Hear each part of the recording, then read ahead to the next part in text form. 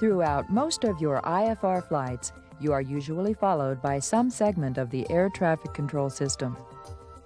On many cross countries, your flight will be handed off from departure control to an air route traffic control center. This handoff is usually accompanied by instructions which include the name of the next facility, the frequency, and any other pertinent information. Cessna 241, contact Los Angeles Center on 127.1 at Leste intersection.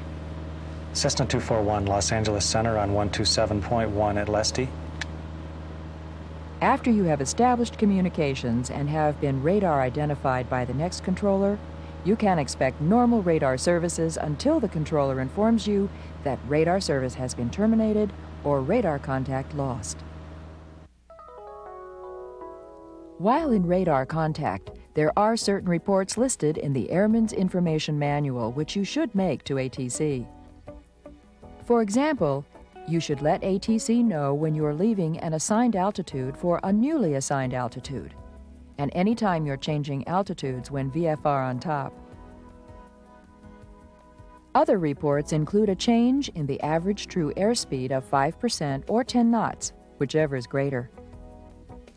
You should also notify ATC if you cannot maintain a climb or descent of at least 500 feet per minute. Other reports include the time and altitude when you reach a holding fix or point to which you have been cleared, leaving an assigned holding fix or point, and initiating a missed approach. In addition to the reports listed in the AIM, regulations require you to report any navigational approach or communications equipment malfunction while in flight. You are also required by regulation to report any unforecast weather encountered and any other information relating to the safety of flight to an ATC facility. There are other reports which you need to make when not in radar contact. For example, you should report a new estimated time of arrival if it changes by more than 3 minutes. You should also report the final approach fix inbound on a non-precision approach, or the outer marker, or the fix used in lieu of it on a precision approach. In order for ATC to follow your progress and keep you separated from other traffic in a non-radar environment, regulations require that you supply position reports. On an en-route chart, a compulsory reporting point is indicated by a solid triangle like the one at Pulaski VOR. A report at a non-compulsory fix, such as Doyley intersection, is only required when it is requested by ATC.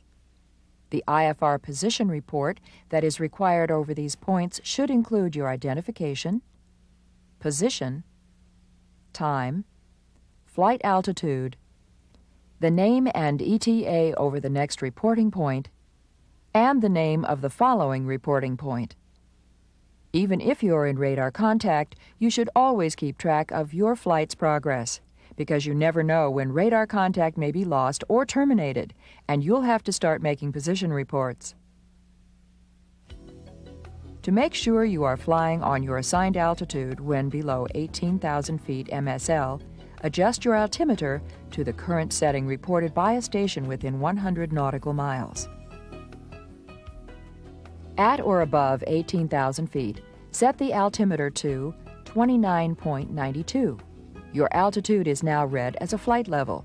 For example, 31,000 feet is flight level 310. When you're flying IFR in uncontrolled airspace, you should use the hemispheric cruising altitudes. Below 18,000 feet MSL, use even 1,000-foot altitudes for westbound flights and odd 1,000-foot altitudes for eastbound flights. Although the altitude for your flight in controlled airspace is assigned by ATC, it often follows these cruising altitudes. At or above 18,000 feet, you will be assigned even or odd flight levels.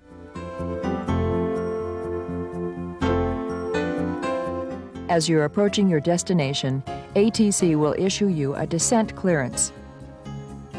Cessna 241, descend and maintain 10,000.